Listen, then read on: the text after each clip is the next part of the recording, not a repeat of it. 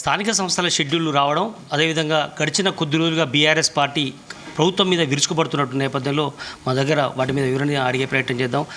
జూపల్లి గారు, నిన్న మనం చూసాం కేటీఆర్ పెద్ద ఎత్తున అచ్చంపేటలో రేవంత్ రెడ్డి మీద వ్యాఖ్యలు చేయడాన్ని ఎట్లా చూస్తారు మీరు? పెద్ద ఎత్తున ఘాటుగానే వ్యాఖ్యలు చేశారు. అది నల్లమల్ల పులి కాదు పిల్లి అనేటువంటి వ్యాఖ్యలు కూడా చేశారు. ఘాటుగా అంటే నిజాలా బద్దాలా? ఇప్పుడు రేవంత్ రెడ్డి పులియా పిల్లి అనేది కేటీఆర్ మర్చిపోయినట్టున్నాడు. 2 సంవత్సరాలు కాలే ఇంకా. ఆ పంజా విసిరితేనే కదా బీఆర్ఎస్ పార్టీ మట్టి గరిచింది. దీంతో తెలుస్తలేదా పులియా పిల్లి అనేది? మళ్ళీ రేపు స్థానిక సంస్థలని కూడా తెలుస్తుంది కదా. అందుకని వాళ్ళ కార్యకర్తను కాపాడుకునే తపనలో ఇవన్నీ అబద్ధాలు మాట్లాడే కార్యక్రమం చేస్తున్నారు. ఇంకో మాట అన్నాడు, పాలమూరు ప్రాజెక్టు 90% అయింది అని మాట్లాడండి. 90% కాదు, 50% పూర్తి కాలే. కేవలం ఆదాయాన్ని ఇచ్చేటువంటి పంపులు మోటార్లు కొనిపెట్టినరు, రిజర్వాయర్స్ మాత్రం కట్టినరు. ఆ రిజర్వాయర్లకు అయ్యే లింక్ కెనాలే పూర్తి కాలేదు. ఇంకా 30-40 వేల కోట్లు పెట్టి ముందు అసలు వాళ్ళు బేసిక్గా మెయిన్ కెనాల్స్ కానీ, డిస్ట్రిబ్యూటర్స్ కానీ, మైనర్స్ కానీ, సబ్ మైనర్స్ కానీ, ఫీల్డ్ ఛానల్స్ కానీ దేనికి శాంక్షన్ లేదు. అసలు అడ్మినిస్ట్రేషన్ శాంక్షన్ లేదు. మీరు 50% అంటున్నారు, వాళ్ళు 90-95% పూర్తిగా అయిపోయిందని వాళ్ళు చాలా క్లియర్ కట్గా చెప్తున్నారు. ఆధారాలతో చూపిస్తున్నటువంటి పరిస్థితి ఉంది. అరే నాకు ఒక్క కెనాల్ చూపించరాదు? నేను ఆ ప్రాంతం నుంచే వచ్చిన కదా. ఒక కెనాల్ చూపించరాదు? పొద్దున పోదాం పండి. నీవు వస్తావా, హరీష్ రావు వస్తాడా? పొడు మాట్లాడదు. 2 సంవత్సరాలు అంటే ఆ 10 సంవత్సరాల అధికారం ఉండి నేను 2 సంవత్సరాల్లో కుర్చేసుకుని కట్టిస్తానంటే కేసీఆర్. ఇప్పటికీ అడ్మినిస్ట్రేటివ్ శాంక్షన్, కెనాల్స్ శాంక్షన్ లేదు. 30-40 వేల కోట్లు అది శాంక్షన్ ఇవ్వాలి, టెండర్ పిలవాలి, పని చేసి పూర్తి చేస్తేనే నీళ్ళు వస్తాయి. ఇప్పటిదాకా ఏది మొదలు కాలే.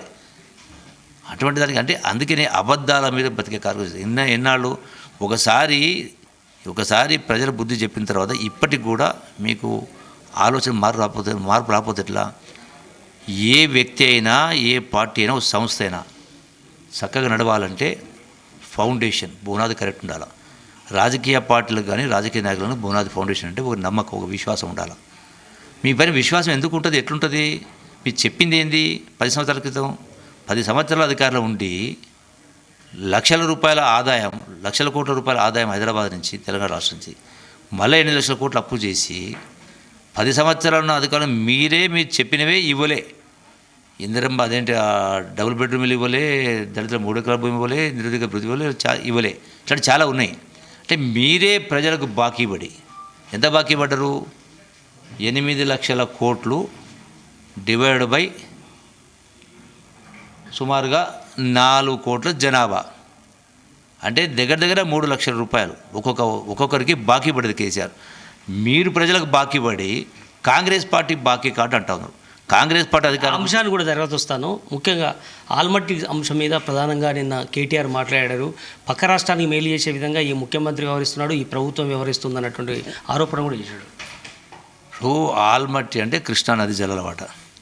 కృష్ణానది జలాలపైన మాట్లాడేటువంటి నైతిక అర్హత బీఆర్ఎస్ పార్టీ కానీ, కేటీఆర్ గారు నాయకులకు లేదు. ఎందుకంటే గడిచిన 10 సంవత్సరాల అధికారులు ఉండి రాష్ట్ర విభజన చట్టంలో పొందుపరిచిన వాటిని దాన్ని అమలు చేయలేకపోయింది. మీరు చెయ్యకపోగా కృష్ణానదీ జలాల్లో తెలంగాణకు పరివాహక ప్రాంతం ప్రకారం అంతర్జాతీయ జల చట్టాల ప్రకారం మనకు 69% రావాలి, ఆంధ్రాకు 31% వస్తుంది. దానికి భిన్నంగా మీరు 10 సంవత్సరాలు అగ్రిమెంట్ చేసి సంతకాలు పెట్టించారు. తెలంగాణకు 299 టీఎంసీలు, ఆంధ్రాకు 513 టీఎంసీలు ఇచ్చిండ్రు. అంటే 10 సంవత్సరాలు అంటే లేని హక్కును వాళ్ళు కల్పించే ప్రయత్నం చేసిండ్రు. మరి మీకు కృష్ణానదీ జలాలపైన మాట్లాడే హక్కు ఎక్కడిది? అంటే ఇవన్నీ కూడా తప్పుడు ప్రచారం చేసే ప్రయత్నం చేస్తారు. 70,000 కోట్ల రూపాయలు 5 మీటర్ల ఎత్తు పెంచి పెద్ద ఎత్తున ఆ రాష్ట్రం వాటర్ని కొల్లగొట్టే ప్రయత్నం చేస్తుంది. ఈ రాష్ట్రంలో ఉన్నటువంటి ఈ ప్రభుత్వం మొత్తం కూడా ఏం చేయలేకపోతుంది. ముఖ్యంగా మహబూబ్నగర్ వాసులకు ఈ జిల్లా మంత్రి అయ్యండి, ఈ ముఖ్యమంత్రి అయ్యండి ఏం చేయలేని పరిస్థితి ఉందని కూడా ప్రధానంగా ఆరోపిస్తుంది. ఇప్పుడు ఎవరు ఎన్ని చేసినా ముఖ్యమంత్రి రేవంత్ రెడ్డి గారైనా, ఇరిగేషన్ శాఖ మంత్రులు ఉత్తమ్ కుమార్ రెడ్డి గారు ఇప్పుడు గతంలో ఎప్పుడైనా విన్నారా భారతదేశ చరిత్రలో స్వయంగా ట్రిబ్యునల్లో పోయి ఒక వకీల్ మాదిరిగా వాదించిండు ఉత్తమ్ కుమార్ రెడ్డి. ఎవరని చేసినా చట్టపరంగా న్యాయపరంగా మా పోరాటం కొనసాగుతూ ఉంది. రాజకీయ పరంగా కూడా ఒత్తిడి తెచ్చే కార్యక్రమం చేస్తూ ఉన్నారు. వాళ్ళు ఏదో క్యాబినెట్లో మాట్లాడినంత మాత్రాన మన హక్కులు మనం ఎందుకు కోల్పోతాం? తెచ్చుకునే తెలంగాణ నీళ్ళ కోసం నిధుల కోసం మీరు నిర్లక్ష్యం చేసి వదిలేసిపోయారు. వాళ్ళకి హక్కు కల్పించిపోయారు. మేము దానిపై రాజపడే ప్రసక్తి లేదు. 100% మా పార్టీ మా ప్రభుత్వాలు ఎన్ని చేయాలని చేసే కార్యక్రమం చేస్తూ ఉంది. అంటే ఉప ఎన్నిక జూబ్లీహిల్స్ రాబోతోంది. బాకీ కార్డు ఒకటి ముందు తీసుకెళ్లి పెద్ద ఎత్తున ప్రచారంలో చేయబోతుంది. స్థానిక సంస్థల ఎన్నికలు కూడా ఈరోజు వచ్చిన నేపథ్యంలో షెడ్యూల్ పెద్ద ఎత్తున జనాలకు వెళ్ళే అవకాశం ఉంది. గ్రామీణ ఓటర్లను కలిసే అవకాశం ఉంది. మీకు ఇబ్బంది అయ్యే అవకాశం ఉంటుందా? లెక్క చెప్తే కదా మీకు ఇప్పుడే బాకీ కార్డు కాంగ్రెస్ ప్రభుత్వం ప్రజలకు బాకీ లేదు. కాంగ్రెస్ ప్రభుత్వం వచ్చి 2 సంవత్సరాలని 2 సంవత్సరాల కాలంలో చెప్పిన 6 గ్యారెంటీలు ఇప్పటికే చాలా వరకు పూర్తయినాయి. మహిళలకు bus free, 500 gas cylinder free, 500 gas cylinder subsidy, 200 యూనిట్లు కరెంటు, ఇందిరమ్మ ఇళ్ళు 22,000 కోట్ల రూపాయలు ఆల్రెడీ ఇచ్చిన నడుస్తూ ఉన్నాయి. అట్లాగే చెప్పిన ప్రతి ఒక్కటి కూడా అట్లా చెప్పనటువంటివి అదేది సన్న వడ్లకు 500 బోనసు, ప్రజలకు సన్న బియ్యం. అంటే 2 సంవత్సరాలనే ఇంత ఆర్థికంగా మీరు పూర్తిగా రాష్ట్రాన్ని సర్వనాశనం చేసిన తర్వాత కూడా మేము చెప్పిన ఈ ప్రతి ఒక్కటి కూడా ఒక్కొక్కటి అమలు చేసుకుంటూ వస్తాం. కేవలం 2 ఏళ్ళైంది. ఇంకా ఈ 3 సంవత్సరాలది మళ్ళీ వచ్చే 5 సంవత్సరాలు కాంగ్రెస్ ప్రభుత్వ అధికారం ఉంటుంది. బోధులో మీరు మాట్లాడినటువంటి వ్యాఖ్యల్ని వక్రీకరించారని మీరు అంటున్నారు. కానీ వాళ్ళు మాత్రం వాస్తవమే అది. ఎందుకంటే ప్రభుత్వం ఉంటుందో ఉండదో అనేటువంటి వ్యాఖ్యలు జూపల్లి గారు మాట్లాడారనేటువంటి వైరల్ చేస్తున్నటువంటి పరిస్థితి ఎట్లా చూస్తారు?